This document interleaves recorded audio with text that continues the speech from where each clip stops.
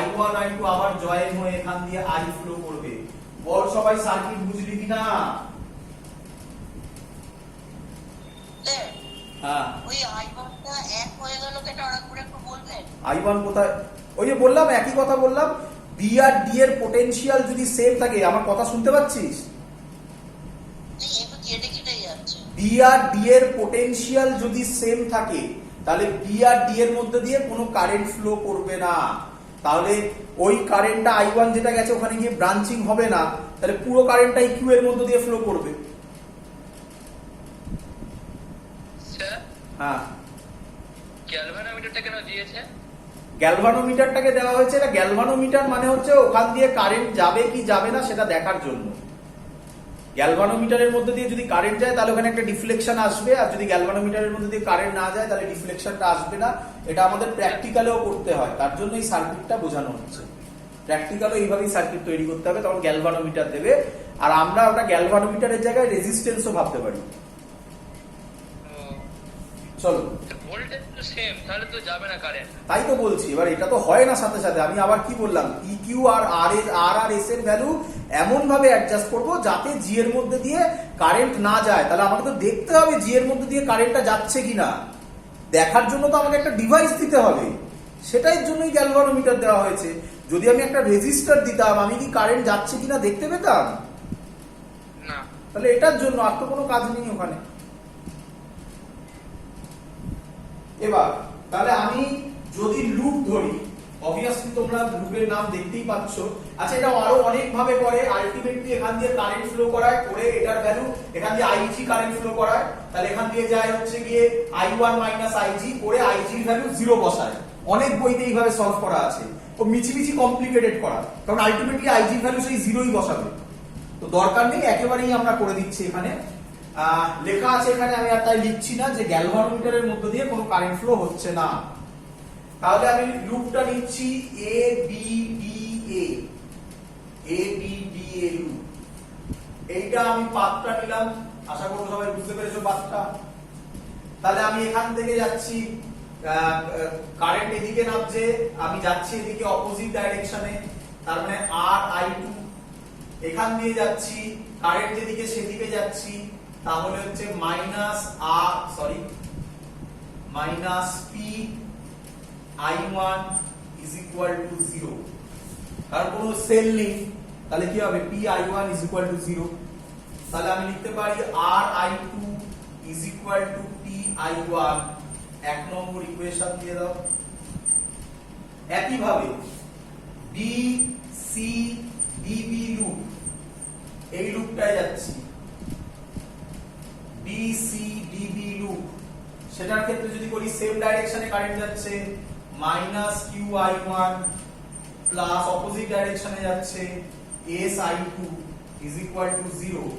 তাহলে লিখতে পারি S I2 is equal to Q I1, give it equation number 2। 1 divided 2 করে দাও, তাহলে হবে, একটু সাজিয়ে লিখলাম, P by Q is equal to R by S. This is called balanced condition of Wheatstone bridge. This is called balanced condition of Wheatstone bridge. বোঝা গেছে সবার?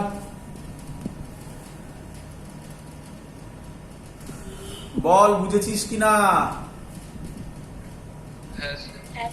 আচ্ছা, পরীক্ষায় তোকে এই ডিরাইভেশনটা করতে দেবে, যেটা লিখতে হবে সেটা আমি তোদের মুখে বললাম, ওটা আমি গ্রুপে পোস্ট করে দেবো, ওটা থেকে দেখে লিখবি। পরীক্ষায় কোশ্চেন দেবে, derive the balance condition of Wheatstone bridge circuit, এইভাবে করতে হবে। আমি এভাবে মনে রাখি, তোরাও এভাবে মনে রাখবি, up by up is equal to down by down. This is called balanced Wheatstone bridge circuit. তার কন্ডিশন হচ্ছে up by up is equal to down by down. ভালো করে দেখ, আপ বাই আপ মানে P by Q is equal to R by S, down by down. বল, বুঝলি কিনা সবাই? হ্যাঁ, বলছি মাঝখানে তো কোনো কারেন্ট ফ্লো করছে না, তো যদি পুরোটাই একটা নিয়ে নিই তাহলে কি অসুবিধা হবে? বুঝলাম না কি? মাঝখানে ওই গ্যালভানিক মানে ওই বিডি দিয়ে তো কোনো কারেন্ট ফ্লো করছে না, হ্যাঁ, তো ওটাকে যদি একটা পুরোটা নিয়ে নেই তাহলে কি একটা পুরোটা নিয়ে নিই মানে একটা পুরোটা লুপ নিয়ে নিই, হ্যাঁ তাহলে কন্ডিশন ডিরাইভ হবে না। একটা পুরোটা লুপ নিয়ে নিলে তাহলে কি হবে, P I one plus Q, মানে যদি আমি ক্লকওয়াইজ নিই তাহলে হবে minus P I one minus Q I one is equal to R I two plus S I two. তাহলে আই টু কমন নিয়ে ওই একটা মানে অদ্ভুত জিনিস আসবে, সেখান থেকে এই কন্ডিশন কোথা থেকে আসবে? আচ্ছা হয়েছে, সবার বোঝা গেছে এত অবধি? চলো এবার আমি এটা তাহলে ইম্পর্টেন্ট কন্ডিশন, তাহলে এটা ভালো করে বুঝে নাও। এরকম টাইপের যদি সার্কিট হয় এবং তার ক্ষেত্রে up by up down by down, এটাই মনে পড়ছে ক্যাপাসিটারে এরকম ভাবে বলেছিলাম, তাহলে মাঝখানে যে রেজিস্টারটা থাকে, এখানে গ্যালভানোমিটার মানে রেজিস্টার বলছি, মাঝখানে যে রেজিস্টারটা থাকবে সেটার কোনো কাজ নেই, সেটাকে আমরা বাদ দিয়ে দিই। দেখ মাঝখানে গ্যালভানোমিটারটার কোনো কাজ নেই, বা ওখানে রেজিস্টার থাকলে সেই রেজিস্টারটার কোনো কাজ নেই। খুব ইম্পর্টেন্ট থিং। নেক্সট, পরেরটা এবার আমি বলছি, ভালো করে শুনবে পরেরটা।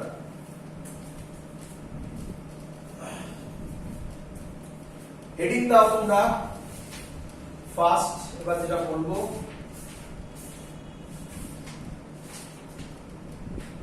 সেটা হচ্ছে find current in each resistor of parallel combination. Trick 1, এটা ট্রিক 1 যেটা এখন শেখাচ্ছি। Find current in each resistor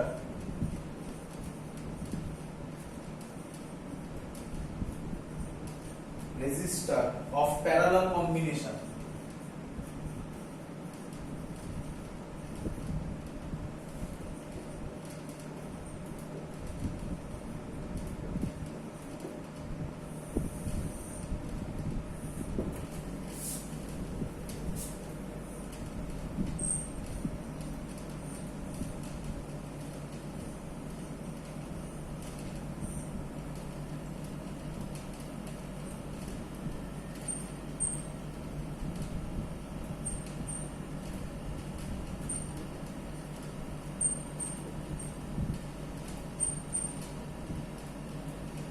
দেখ ভালো করে বুঝ, খুব সিম্পল থিং। আমি যে টেকনিকটা এখন শেখাচ্ছি এই টেকনিকটাতে আমরা খুব সহজে একটা ট্রিক ইউজ করতে পারবো। হ্যাঁ, আরো অনেক ভাবে করা যায়, আমি আবার রিপিট করছি, একটা অঙ্ককে সার্কিট থিওরিতে অনেক ভাবে করা যায়। যতগুলো সহজ প্রসেস হতে পারে সেই প্রসেসগুলো আমরা শেখাচ্ছি, যাতে ওই যে বললাম ট্রিক 1, যাতে সহজে তোরা সেই জিনিসগুলোকে ভাবতে পারিস। কিরকম? খুব সিম্পল। আমি যে সার্কিটটা নিয়েছি তাতে দেখা যাচ্ছে R1 আর R2 প্যারালালে কানেক্টেড, এ ব্যাপারে কোনো ডাউট নেই। একটা আই কারেন্ট ফ্লো হচ্ছে, আই কারেন্টটা দুটো ভাগে ডিস্ট্রিবিউট হয়েছে, একটা I1 একটা I2।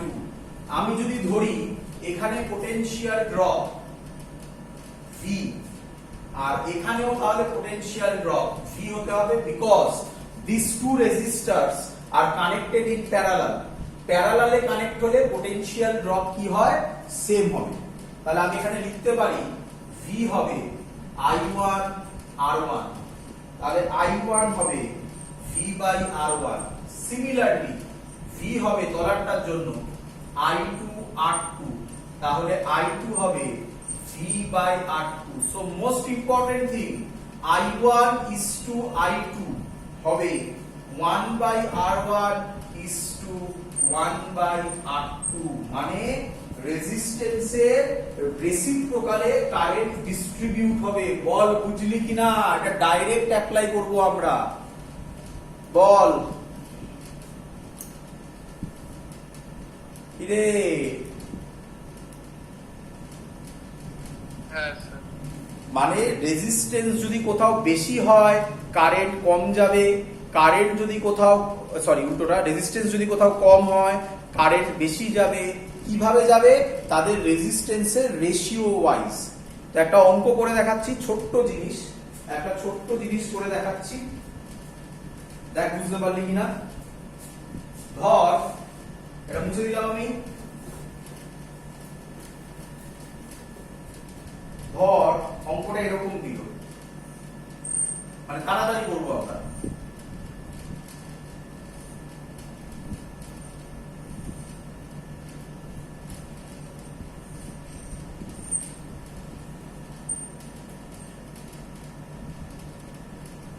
1 ohm, 2 ohm, 3 ohm, 1 ohm, 2 ohm, 3 ohm। চল ভালো করে দেখবি এবারে। এবার কোশ্চেন হচ্ছে কারেন্ট কত যাবে, প্রত্যেকটার মধ্যে দিয়ে কারেন্ট কত যাবে কিভাবে করব দেখ, বুঝতে পারলি কিনা। প্রথম লজিক আমি লিখতে পারি I1 I2 I3 হবে 1/1 1/2 1/3। বল সবাই বুঝলি কিনা? হ্যাঁ হ্যাঁ হ্যাঁ।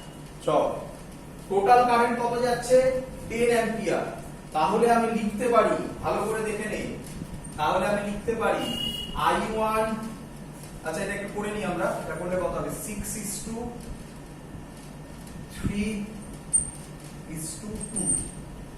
I1 plus I2 plus I3 মানে আবার 10 অ্যাম্পিয়ার।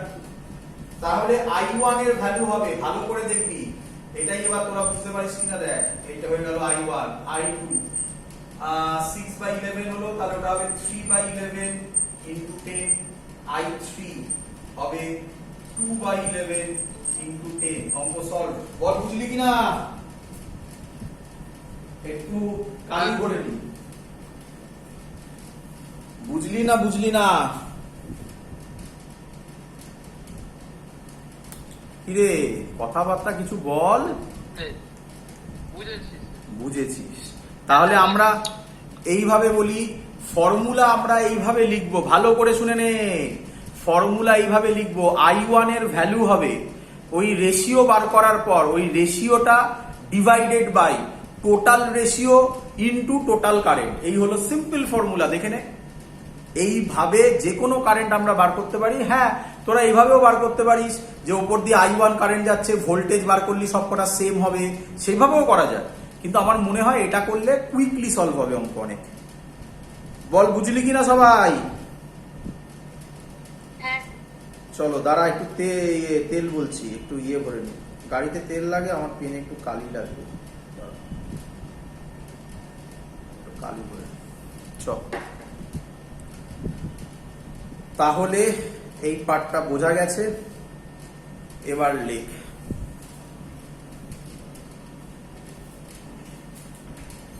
Next portion.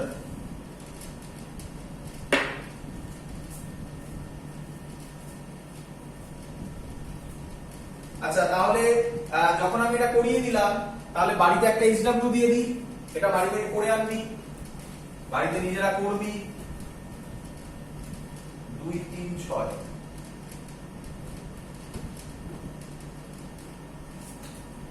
এখানে একটা দেওয়া আছে 4 ওহম, 10 ভোল্ট দেওয়া আছে, 2 ওহম, 3 ওহম, 6 ওহম, এই এটা 10 ভোল্ট। চল question, find the current through each resistor. Find the current through each resistor. পারবি তো করতে? আরে এটা ক্লোজ। হ্যাঁ কি রে, পারবি না পারবি না? একটু আরে একটু মানে এক্ষুনি করে দিলাম তো। 3 6 2 প্যারালালে আছে, তার সাথে 4 সিরিজে আছে, তাহলে ইকুইভ্যালেন্ট রেজিস্ট্যান্স বার করে নিবি, সেটা ডিভাইডেড বাই 10 করলে হচ্ছে কারেন্ট, সেই কারেন্টটাই 4 ওহম এর মধ্যে দিয়ে যাবে। তারপরে যেভাবে শেখালাম সেইভাবে করবি এক্ষুনি, I1 প্লাস I2 করে। কি হ্যাঁ হ্যাঁ হ্যাঁ। চলো ওকে স্যার, করে নেব। পরেরটা। এবার হেডিং দাও, find equivalent resistance between A and B. আমরা যেমন দেখে বললাম, আমি রিপিট করছি, আমরা যেমন দেখে বললাম এটা তিনটে প্যারালালে আছে, তার সাথে আরেকটা সিরিজে আছে। এখন আমি যে অঙ্কগুলো করাচ্ছি সেগুলো দেখে বলার অঙ্ক, ভালো করে বুঝবে সেগুলো। আমাকে অলরেডি এই অঙ্কটা কেউ একজন পাঠিয়েছিল, আমার মনে নেই, সে এটা করতে পারেনি। এগুলো কিন্তু দেখে করার অঙ্ক। এরপরে আমরা আরো কমপ্লিকেটেড অঙ্ক করব, আজকেই করব সব। আচ্ছা আরেকটা কথা আমি বলে দিচ্ছি, আমি করে নিই। 3 ohm, 4 ohm, 2 ohm, 4 ohm, 3 ohm, 2 ohm. Find the equivalent resistance across A and B. আমি আশা করব অনেকেই এটার অ্যান্সার দিতে পারবে হয়তো। কে আমাকে বলবে, পেছন থেকে শুরু করবে, সব সময় পেছন থেকে শুরু করবে। কে আমাকে বলবে, আমি বলছি এক এক করে তোমরা অ্যান্সার দেবে। এটা আমার ফার্স্ট ফিগার, সেকেন্ড ফিগার আমি এখানেই আঁকবো, মুছে মুছে আঁকবো। কে বলবে 2 আর 4 কিসে কানেক্টেড? Very good. কত হয়? হ্যাঁ, 6। তাহলে এইখানে এই জায়গাটা আমি মুছে আমি এরকম করতে পারি,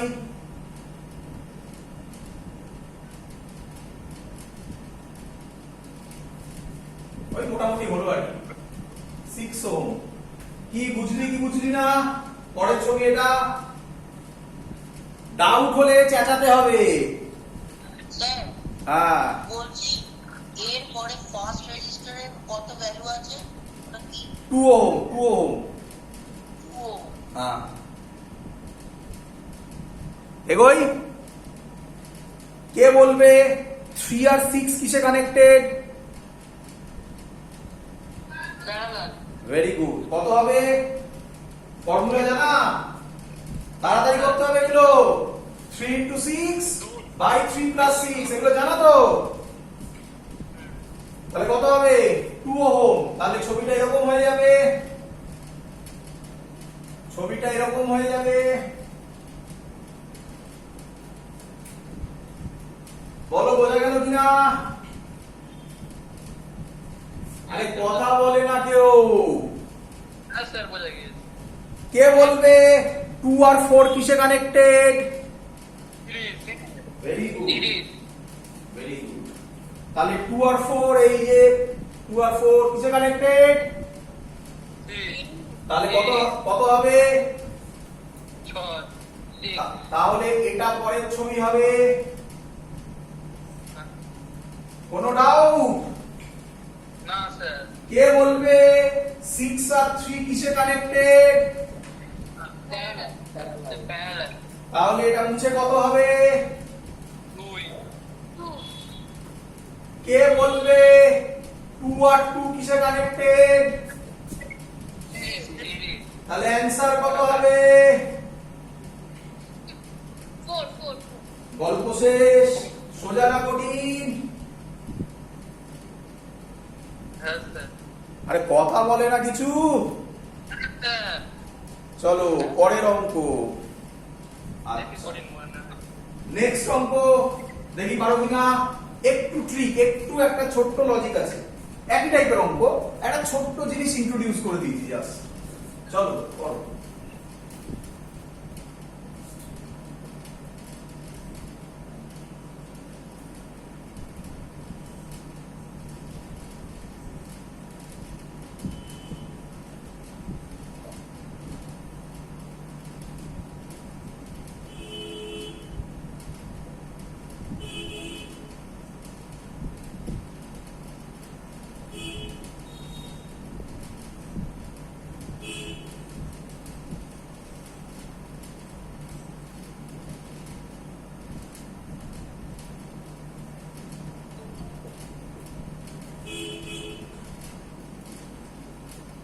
Question: find the equivalent resistance between A and B.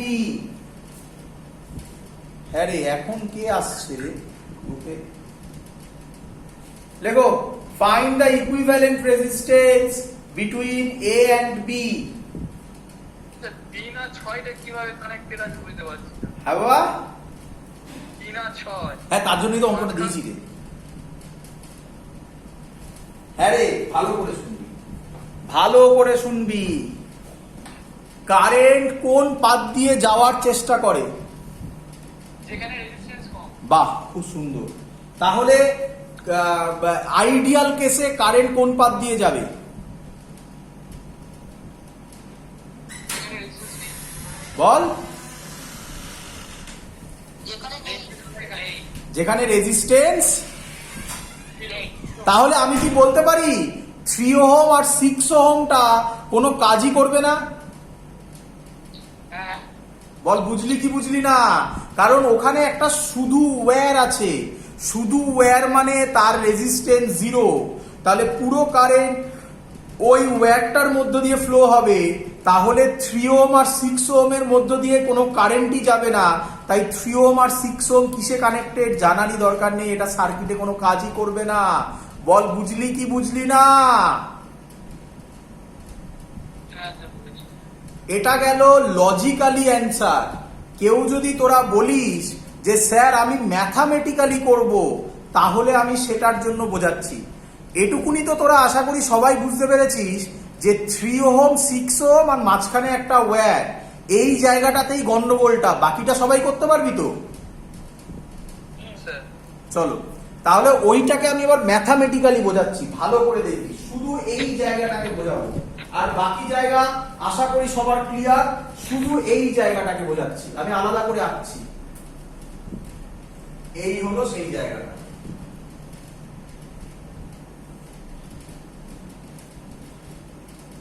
Three ohm 6 ohm আর একটা ওয়্যার। বল বুঝলি কি না?